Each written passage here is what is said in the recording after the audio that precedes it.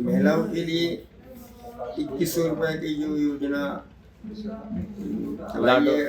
हमारे रेवाड़ी में नकली बीज जो बनते थे उनकी सैंपलिंग के लिए नकली बीज ना बने, कुंड में जो कृषि यार्ड खोलने की, मंडी यार्ड खोलने का प्लान बनाया है, वो किसानों के हित में है। उससे जो वहाँ के किसान हैं उनको कुछ फायदा मिलेगा।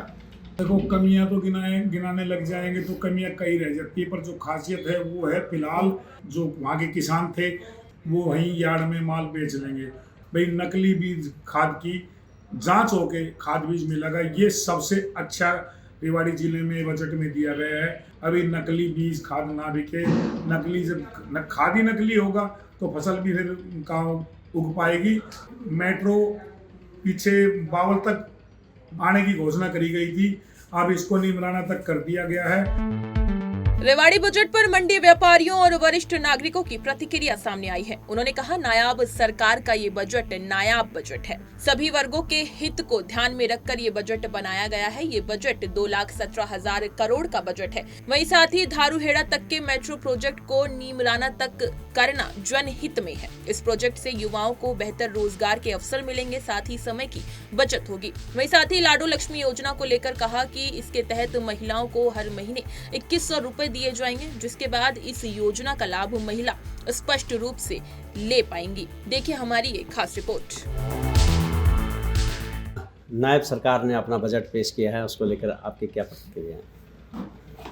ये जो इस बार नायब सिंह जी ने बजट पेश किया है वो सभी को ध्यान में रखते हुए उन्होंने बजट पेश किया है। इस बजट में सबसे बड़ी बात यह है कि इन्होंने महिलाओं के लिए 2100 रुपये की जो योजना चलाई है वो अच्छी है। उससे महिलाएं खुश हैं। महिलाओं के वोट बैंक है जो इससे नायब सिंह सैनी सरकार हो जाएगा। दूसरा, इन्होंने जो हमारे रेवाड़ी में नकली बीज जो बनते थे उनकी सैंपलिंग के लिए नकली बीज ना बने, उसकी प्रयोगशाला खोल रहे हैं, ये भी अच्छी बात है। दूसरा, जो इन्होंने कुंड में जो कृषि यार्ड खोलने की, मंडी यार्ड खोलने का प्लान बनाया है, वो किसानों के हित में है। उससे जो वहाँ के किसान हैं उनको कुछ फायदा मिलेगा।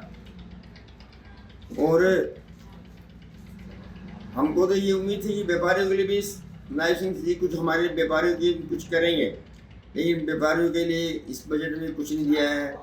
तो मैं नायब सिंह जी से ये गुजारिश करूँगा कि वो व्यापारियों को ध्यान रखते हुए उनके लिए कुछ करें। और हमारे जो रेवाड़ी की अनाज मंडी 75 साल पुरानी अनाज मंडी हो गई है और यहाँ भीड़ भाड़ बहुत ज़्यादा रहती है, उसको ध्यान रखते हुए यहाँ भी नई मंडी की स्थापना की जाए ताकि व्यापारियों को फायदा मिले।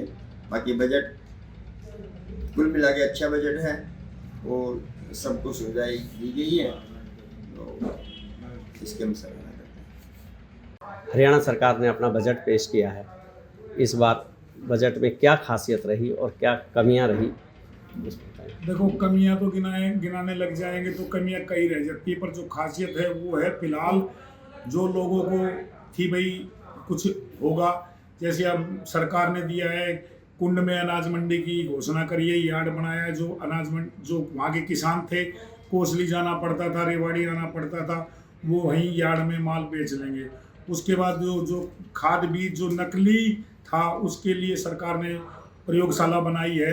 भाई, नकली बीज खाद की जांच होके खाद बीज मिलेगा, ये सबसे अच्छा रेवाड़ी जिले में बजट में दिया गया है। हम इससे सरकार को सराहनीय कदम उठाए हैं सरकार ने।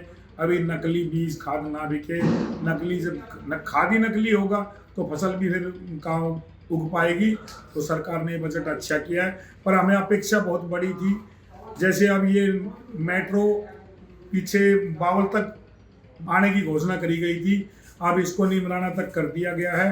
नीमराना, बेरोड, बावल इंडस्ट्री एरिया दिल्ली जाके जुड़ गया। ये सरकार का बड़ा सराहनीय कार्यक्रम है और योजना भी अच्छी है।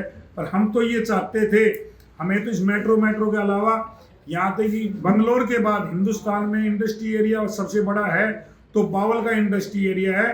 माननीय नायब सैनी मुख्यमंत्री से हमारी एक ही अपील है, सांसद महोदय से, माननीय प्रधानमंत्री से, और यहाँ इस रेवाड़ी नारनौल के क्षेत्र में एक एयरपोर्ट बनाया जाए जो यहाँ बड़ी से बड़ी इंडस्ट्रियाँ हैं उनको किसी किस्म की दिक्कत ना हो। एयरपोर्ट या तो जयपुर है या दिल्ली है या हिसार है, इस इलाके में कोई एयरपोर्ट नहीं है।